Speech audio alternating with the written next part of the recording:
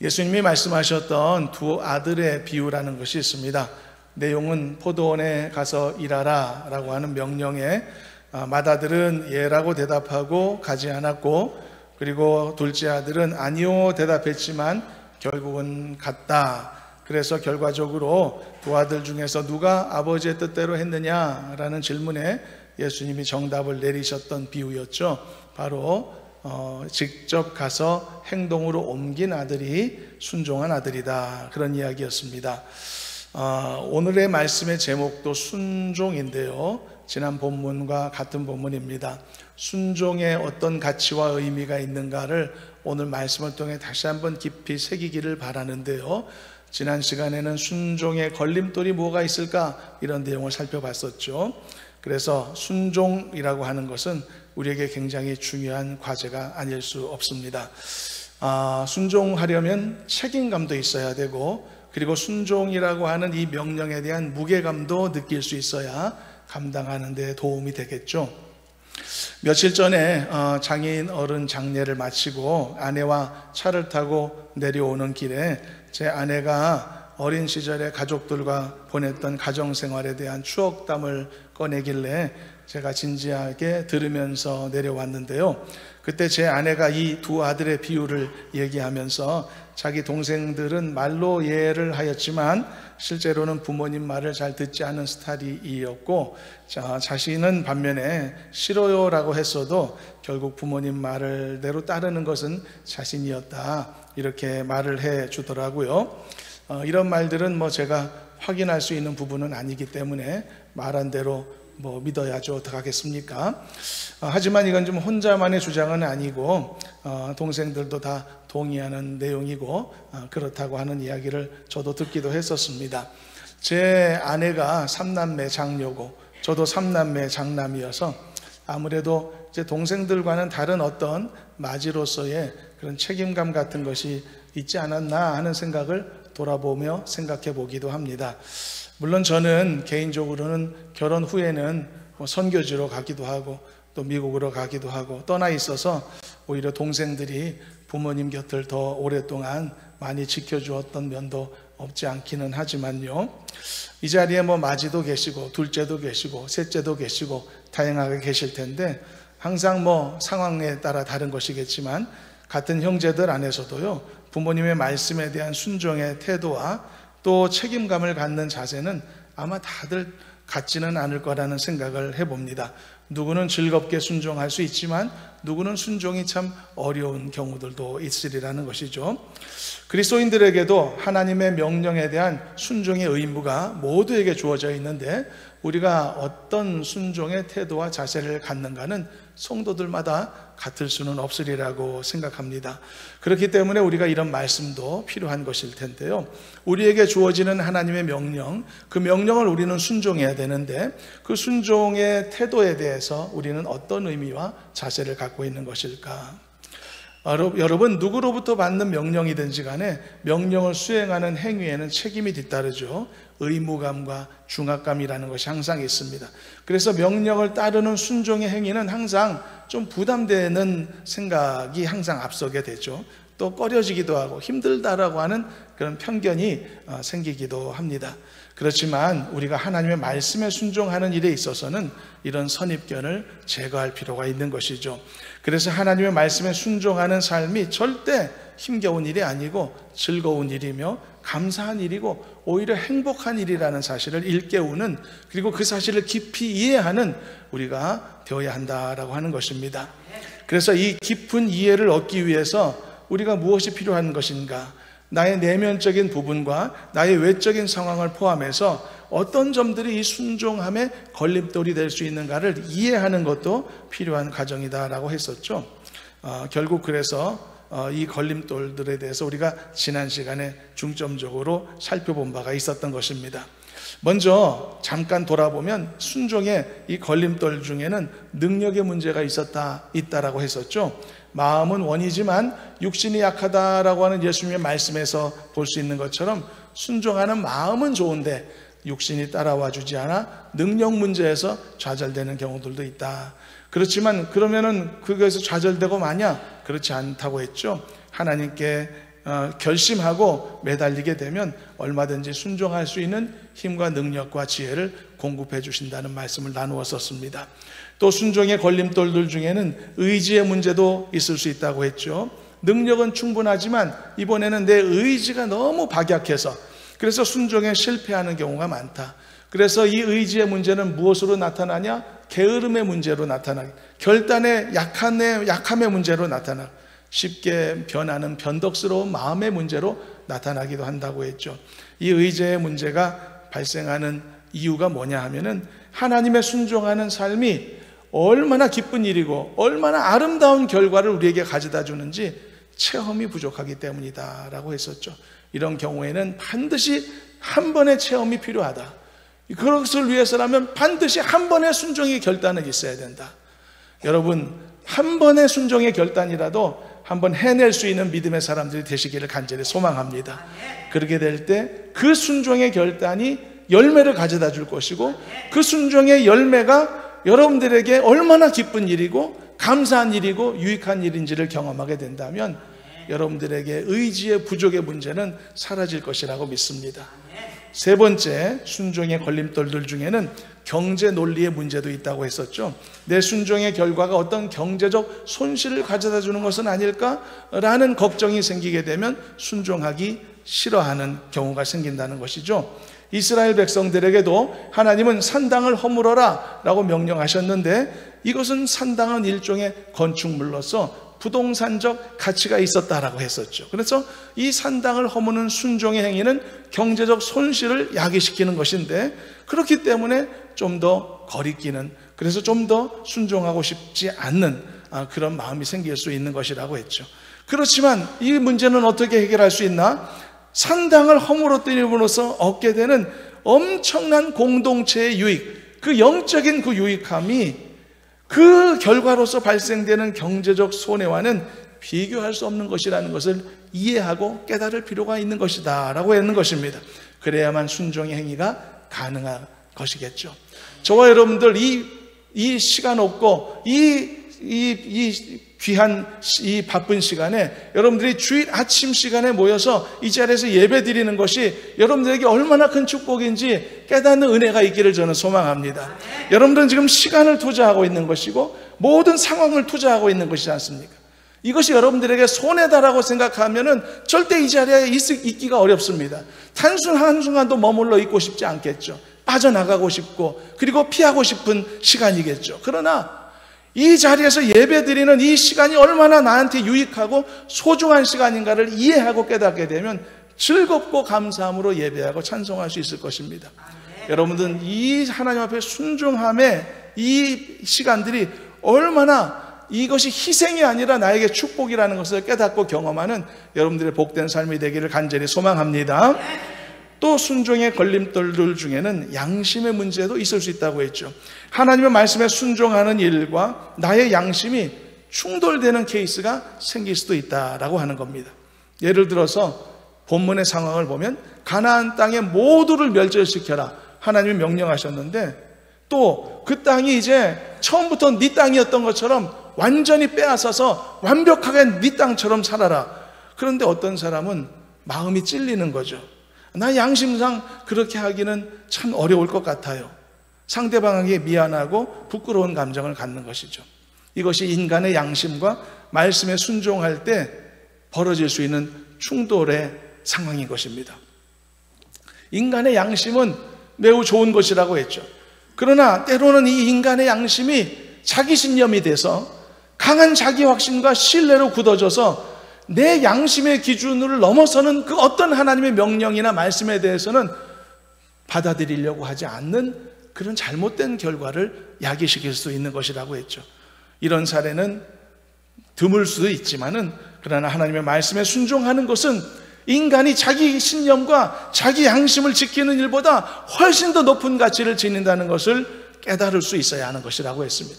그래야만 이 걸림돌이 제거될 수 있는 것이다 라는 말씀이었고요. 또 마지막 순종의 걸림돌들 중에는 결과에 대한 수용의 문제가 있을 수 있다고 했죠. 때로는 하나님의 말씀에 순종하려다 보니 결과적으로 내 앞에 펼쳐지는 결과물에 내가 만족스럽지 않은 경우가 생길 수 있단 말이죠. 내가 순종하면 이런 결과가 나올 텐데, 내가 순종하면 이런 손해가 발생할 텐데, 아, 이건 내가 원하는 거 아닌데, 이런 생각이 앞서면 순종이 어려워지겠죠. 그러나 이 문제는 어떻게 해결할 수 있습니까? 여러분, 하나님은 결과를 컨트롤하실 수 있는 분이라는 사실을 잊지 말아야 한다고 했죠. 그래서 순종의 결과물 앞에서 누구라도 불이익을 당하지 않을 수 있도록 완벽하게 하나님이 이 모든 일들을 세팅하시고 인도하신다라고 하는 사실을 믿어야 한다라고 했습니다. 본문의 내용의 사례를 통해서 보면, 예를 들어 땅을 분배해야 되는데 땅을 분배하는 일 같은 예민한 부분에서도 하나님은 모두에게 공평함을 주실 수 있을 만큼 그 모든 과정을 다 컨트롤하신단 말이죠. 아, 이런 하나님이라는 것을 내가 알고 믿을 수 있게 된다면 결과를 두려워하지 않고 기쁜 마음으로 순종할 수 있는 사람이 될 수 있는 것이다. 그것이 지난 시간의 말씀이었습니다. 그래서 하나님이 모세를 통해서 가나안 땅에 들어가면 이런 내용들을 잘 지켜라 라고 순종에 대한 도전을 하신 것이죠. 그래서 여러분, 결과적으로 우리가 지난 시간에 이 순종의 걸림돌들을 살펴봤지만, 궁극적으로는요, 이 걸림돌들은 실체가 없는 허상이라는 사실을 알 필요도 있습니다. 순종하기 싫어하는 내 안의 죄성이 만들어낸 그런 신화와 같은 그런 존재들이라는 것이죠. 그러므로 반드시 허상인 이 걸림돌들을 제거할 필요가 있는 것입니다. 그래서 순종할 때 기쁜 마음으로, 감사로, 이것이 어떤 대가를 지불하는 것이냐, 이것이 어떤 일종의 희생이냐, 이것이 어떤 내 인생의 십자가를 지는 것이냐, 그렇게 판단하고 생각하지 말고 기쁜 마음으로 나에게 유익이 된다는 사실을 확신하면서 믿음으로 순종의 길을 걷는 우리가 되어야 한다라고 하는 것이 말씀의 내용이었던 것입니다. 이제 오늘은요, 이 모세라는 인물의 포커스를 맞춰서 순종이라는 주제를 다시 한 번 더 생각해 보려고 합니다. 그리고 이 내용은 그러나 이 명령의 순종이라는 테두리 안에서 같은 방향의 교훈을 우리에게 주는 것이기 때문에 이전 저지난주의 말씀과 일맥상통하는 부분이라는 사실을 기억하시면서 오늘 말씀을 잠시 함께 나누도록 하겠습니다. 먼저 50절, 51절 본문을 읽어보시도록 하겠습니다. 합독합니다. 여리고 맞은편 요단강가 모압 평지에서 여호와께서 모세에게 말씀하여 이르시되 이스라엘 자손에게 말하여 그들에게 이르라. 너희가 요단강을 건너 가나안 땅에 들어가거든. 특별히 어떤 이슈가 없는 것 같은 본문이지만 여기서 우리가 한 가지를 살펴보려고 하는 것이 있는데요, 이것을 위해서는 우리가 모세라고 하는 사람에게 입장을 조금 이렇게 좀 우리 자신을 이게 조명해서 비추어서 한번 생각을 해 볼 필요가 있을 것 같습니다. 하나님께서 모세에게 이 사실을 명령하셨지 않습니까? 근데 어떤 내용과 어떤 방식의 명령을 하셨냐면은, 결국 하나님께서는요, 모세에게 명령하신 게 아니라 모세를 통해서 이스라엘 백성들에게 명령하신 겁니다. 그러므로 이 명령을 받을 대상은 누구냐? 모세가 아니었습니다. 누굽니까? 이스라엘 백성들이었다는 것이죠. 이게 엄청난 차이점일 수 있습니다. 그리고 이유도 있습니다. 왜 이게 모세와는 관계가 없는 명령일까? 모세는요, 가나안 땅에 들어갔습니까? 못 갔습니까? 못 갔단 말이죠. 그러니까 이 명령은 가나안 땅에 들어가서 지켜야 될 명령이죠. 그럼 모세와는 관계가 없는 명령이지 않습니까? 그러니까 이것은 백성들에게 대한 명령이었던 거죠. 하나님께서는 이미 모세에게 여러 차례 말씀하신 바가 있었습니다. 너는 가나안 땅에 못 들어갈 거야. 너의 사명은 여기서 끝이다. 너는 곧 나의 부름을 받게 될 것이다. 하나님은 이미 모세에게 죽음을 예고하셨단 말입니다. 그래서 오늘 본문의 명령의 경우는 모세는 이 명령의 당사자가 아니에요. 명령을 받은 당사자는 백성들이었다는 것이죠. 그런데 하나님은 모세에게 말씀하시면서 모세는 가나안 땅에 들어갈 수 없다라고 하는 사실을 우리들의 표현으로 말하자면 조심하지도 않으시고 대놓고 드러내고 거침없이 알려주셨단 말입니다. 여러분, 우리가 말씀을 우리가 좀 이해함에 있어서 모세라는 사람에게 우리에게 어떤 좀 이게 공감을 이렇게 좀 세워보면서 말씀을 이렇게 함께 하자고 말씀했던 이유가 여기에 있습니다. 모세가 어떤 마음이었을까? 나는 곧 죽게 될 거라는 거죠. 나는 곧 하나님의 품에 갈게 될 거라는 거죠. 나는 가나안에 못 들어갈 거라는 거죠. 그런데도 나는 여전히 하나님의 명령을 받아 열심히 지금 사역을 하는 상황이란 말이죠. 그 마음 상태는 어땠을까? 하나님에 대해 야속한 마음은 없었을까? 또 상처 같은 것은 혹시 없었을까? 하나님은요, 모세에게 죽음에 대해 말씀하셨을 때 처음부터도 그랬습니다. 마지막 미션이었던 아말렉 족속을 무찔르라고 명령하셨을 때도 대놓고 하나님 말씀하셨습니다. 너는 꼭 죽게 될 거다라고요. 우리가 누군가로부터 이런 말을 들었을 때 어떤 기분일까요? 하나님은 우리들이 가졌을 법한 민망한 감정이나 미안한 마음의 표현이라는 것이 없으셨습니다. 너무 자연스럽게 이 사실을 말씀하셨고 당사자 모세와 거리낌 없이 죽음에 대해 언급하신 것을 볼 수 있단 말이죠. 어떻게 하면 이게 가능할까요? 미군은 병사가요, 전사를 하게 되면 반드시 우편이나 전화 같은 것으로 전달하지 않는다고 합니다. 직접 거기가 어디든지 간에 이 전사자의 집을 찾아가서 가족과 대면하여 그 사실을 전달해 준다고 합니다. 그러면 어떤 일이 발생하겠습니까? 그 소식을 전달하는 담당관은 비보를 접하고 슬퍼하는 가족들의 모습을 고스란히 지켜보아야 되는 아픔과 고통이 있지 않겠습니까? 얼마나 민망할까? 그렇지만 그것이 전사자에 대한 예의라고 생각해서 예외 없이 그렇게 한다고 합니다. 상대방에게 사랑하는 누군가에 대한 또는 자신에 대한 어떤 죽음의 소식을 전한다는 게 이렇게 어려운 일일 수 있는 거죠. 그런데 하나님은 모세에 대해서 이 부분에 대해서 거침이 없이 대화하셨단 말입니다. 하나님께서 모세가 살아생전에 가나안 땅에 들어가지 못한 것에 대하여 이유야 있었죠. 우리가 예전에 살펴본 바가 있지만 그러나 그렇다고 해도 이렇게 아무렇지도 않게 대화하셨다는 사실. 모세도 마찬가지입니다. 모세도 마지막 순간까지 미디안과의 중요한 전쟁을 진두지휘해야 됐고요, 모압 평지에 상당 기간 머물면서도요, 백성들이 다 가나안 땅에 무난하게 들어갈 수 있도록 앞장서 뒷바라지하고 최선의 준비를 했던 사람도 누구냐? 모세였단 말입니다. 마지막까지 뒷바라지 역할. 여러분, 평생 뒷바라지 하다가 나는 그곳에 가지 못하는, 여러분, 그런 신세가 되었다면 어떤 감정일까요? 아쉽지 않았을까요? 아무리 인간이 이 모세라고 하는 위대한 인물이라도. 저는 가끔 잘 차려진 음식을 먹을 때 그런 생각을 합니다. 이 음식을 정성스럽게 만든 사람은 몇 시간에 걸쳐 만들었는데 그 수고를 했는데 음식을 먹는 나는 한 10분 뚝딱 먹고 자리에서 일어선단 말이죠. 이게 때로는 미안한 마음이 들 때가 있더라고요. 그 뒤에서 모든 준비를 다 하고 뒤치다꺼리하고 하는 일이 얼마나 고달픈 일이겠습니까? 원래 그런 일이긴 하겠지만 잘 먹었어요 라고 하는 한마디 감사의 말로는 충분치 않다라고 생각할 때가 많습니다. 평생 누군가를 위해 섬기고 자신은 그 영광을 함께 취하지 못한다는 것이 이런 슬픈 상황일 수도 있는 것이죠. 그런데 하나님은 어떻게 아무렇지도 않게 모세에게 이런 상황을 펼쳐주시면서 그러면서도 끝까지 모세에게 이렇게 고된 일을 시키시냔 말이죠. 또 모세도 대단하죠.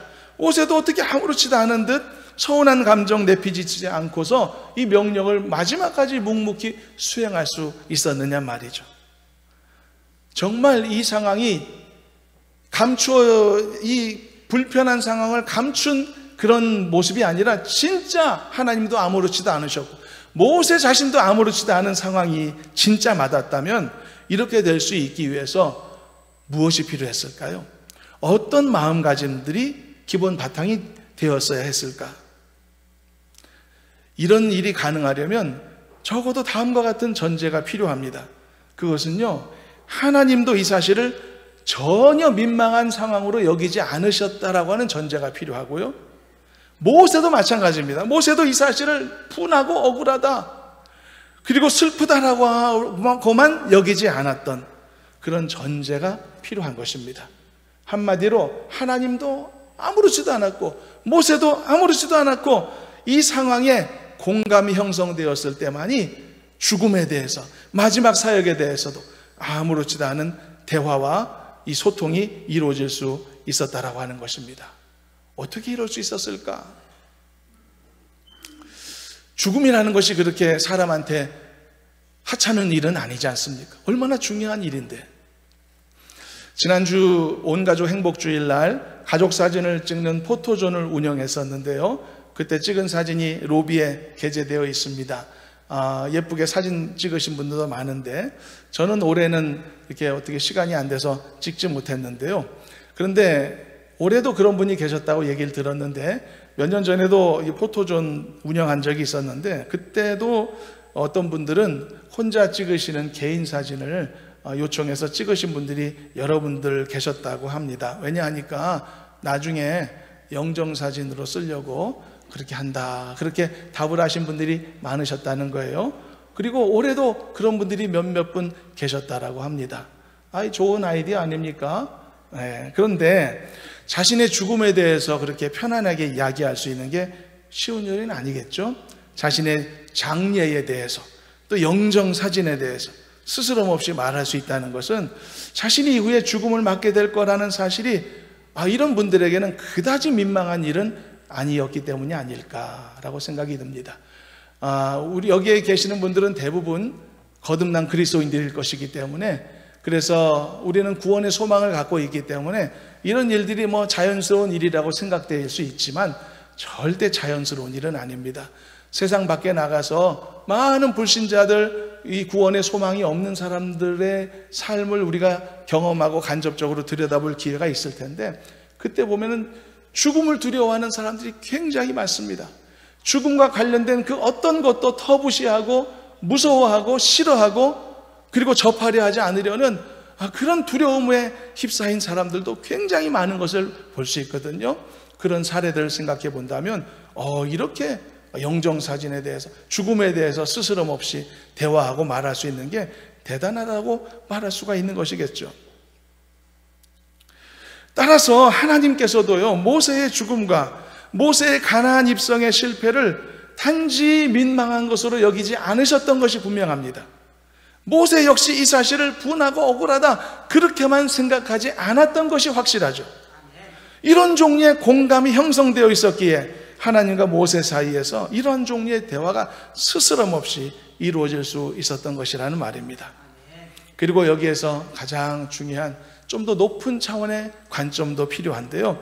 그것은요, 이런 것입니다. 이 출애굽과 가나안에 이르는 한 민족의 대이동의 역사는 단순히 모세라고 하는 한 개인을 구원하시고자 한 하나님의 계획이 아니었고, 하나님의 온 인류의 구원이라고 하는 엄청난 계획을 위해서 가장 먼저 선택하신 이 이스라엘이라는 하나의 민족을 위한 하나님의 언약의 성취라는 엄청난 의미를 가진 엄청난 사건이었다는 사실, 이 사실을 분명하게 인식하는 관점도 우리에게 필요하다는 것이죠. 그럴 때에 개인의 명분이 중요한 것이 아니라 그보다 훨씬 더 큰 이 대의에 초점을 맞출 수 있는 좀 더 넓은 마음가짐을 가질 수가 있게 되는 것이라는 말입니다. 하나님께서 모세가 가나안 땅에 들어갈 수 없음을 아시고도 모세에게 백성들의 가나안 입성 준비를 마지막까지, 죽기 전까지 준비하라고 거침없이 명령하셨고, 모세도 역시 참된 백성의 지도자로서 개인의 문제보다도 훨씬 더 중요한 민족의 지도자로서의 자신의 사명을 분명하게 일깨우고 깨닫고 있었기 때문에, 그래서 내 사명을 마지막까지, 죽기 전까지 감당하자라고 하는 그런 이 사명감에 집중할 수 있었던 것이 아니겠는가. 그래서 오로지 이 커다란 공통의 과제에만 집중해서 하나님과 모세 간의 대화가 이렇게 이루어질 수 있었다라고 보는 것입니다. 모세도 개인적으로 가나안에 함께 들어갈 수 있었다면 더 좋았겠죠. 그렇지만 아무리 모세라도 이 엄청난 공적 사명 앞에서는 개인의 사안은 그다지 큰 문제가 될 수 없었다는 것입니다. 그래서 모세가 죽음을 맞이하는 그 마지막 순간까지 거침없이 하나님은 지시하셨고, 모세도 거리낌 없이 마지막까지 최선을 다하여 일하고 섬기며 앞장섰다는 것이죠. 그래서 이 강력한 하나님의 열심이 있었다. 모세도 이 강력한 하나님의 열심을 이해하고 있었다. 그래서 끝까지 순종할 수 있었다. 이것이 이 말씀을 통해서, 모세의 순종을 통해서 우리가 관찰하고 있는 놀라운 사실인 것입니다. 여러분, 구원을 위한, 그들의 구원을 위한, 그 공동체의 구원을 위한, 그 공동체의 가나안 입성을 위한 하나님의 열심이 얼마나 귀한 것인지를 오늘날 우리도 이해하였으면 좋겠습니다. 여러분, 그때 그 하나님의 강한 열심이 있었기 때문에 오늘날 저와 여러분들에게도 지금처럼 복음의 말씀을 들을 수 있는 기적이 일어났던 것입니다. 그래서 예수 믿고 구원받은 우리 모두는 영원토록 하나님을 찬송하고 감사하지 않을 수 없는 것입니다. 그 구원의 열심, 그 백성들을 구원하시고자 하시는 하나님의 강한 열심, 바로 이것은 그 어떤 것도 가로막을 수 없었고 반드시 이루어내었다라고 하는 사실, 그 하나님의 열심이 변함이 없었기 때문에 오늘날 저 연약한 이방인 우리 같은 사람들에게도 구원의 기회가 주어질 수 있었다는 사실입니다. 그러므로 여러분, 이것이 얼마나 감사한 일인가. 그러므로 여러분, 내 앞에 놓여질 수 있는 모든 종류의 순종의 걸림돌들이 있다면 이제는 과감하게 제거할 수 있기를 바라고, 모세의 순종의 모습에서 우리가 교훈받고 배울 수 있었던 것처럼 내가 하나님의 말씀에 순종하는 행위는 나 한 사람의 믿음의 승리도 되지만 나를 통해 하나님께 영광을 돌릴 수 있는 엄청난 기회의 역사가 될 수 있다는 사실들을 기억하면서 더 놀라운 하나님의 크신 계획의 일부분이 되겠노라고 결단하는 마음가짐으로 오늘날에도 하나님이 나에게 주시는 말씀에 대한 순종을 기쁘게 감당하는 우리가 되기를 주님의 이름으로 축원합니다. 그래서 여러분, 순종은요, 사명감에만 이유가 있는 게 아닙니다. 순종은 해야만 한다라고 하는 그러한 어떤 목적의식에만 이유가 있는 게 아닙니다. 순종은 그 자체가 축복의 이유이기도 한 것입니다. 그 자체가 복의 통로이기도 한 것입니다. 순종하면 복을 받는 것입니다. 순종의 행위 자체가 하나님의 은혜가 넘치는 행위인 것입니다. 순종을 여러분, 십자가 지는 것처럼 생각하는 착각을 버리시길 바랍니다. 순종에 대한 모든 잘못된 허상의 걸림돌들을 제거하시길 바랍니다. 순종에는 걸림돌은 존재하지 않습니다. 순종하기 싫어하는 내가 만들어낸 허상의 것에 불과한 것입니다.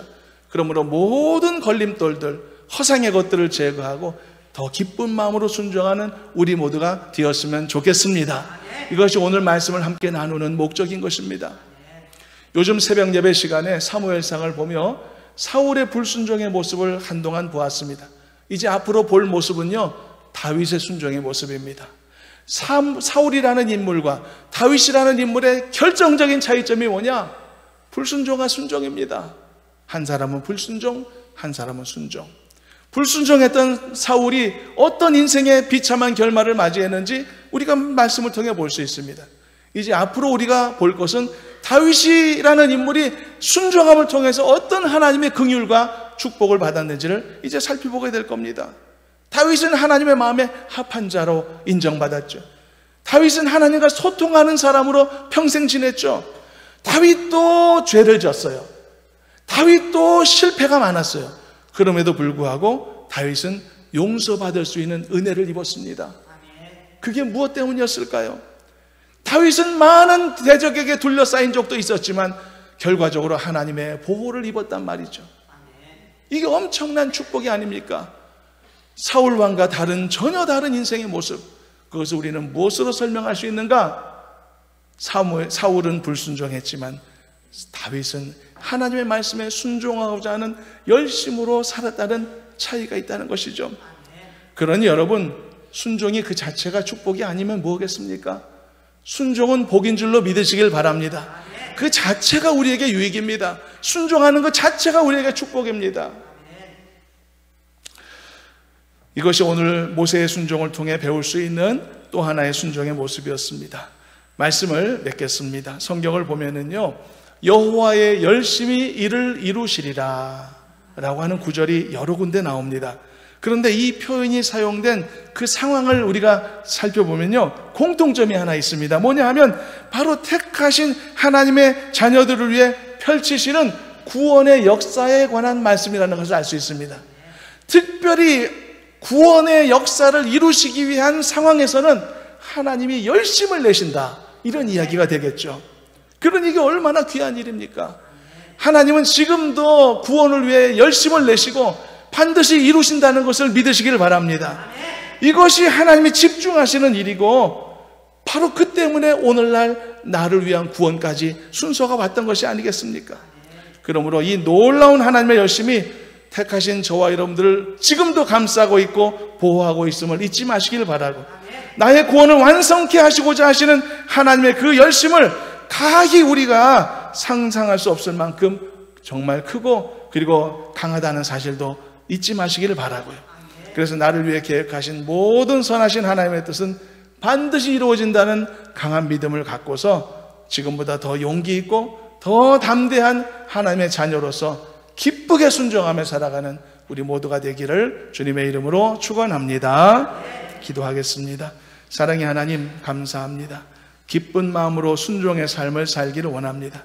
우리의 마음에 모든 허상의 걸림돌들이 제거되게 하여 주시옵시고, 늘 감사와 기쁨과 즐거움과 순적함으로 말씀에 순종하는 행복한 성도들이 되도록 도와주시옵소서. 예수님의 이름으로 기도드리옵나이다. 아멘.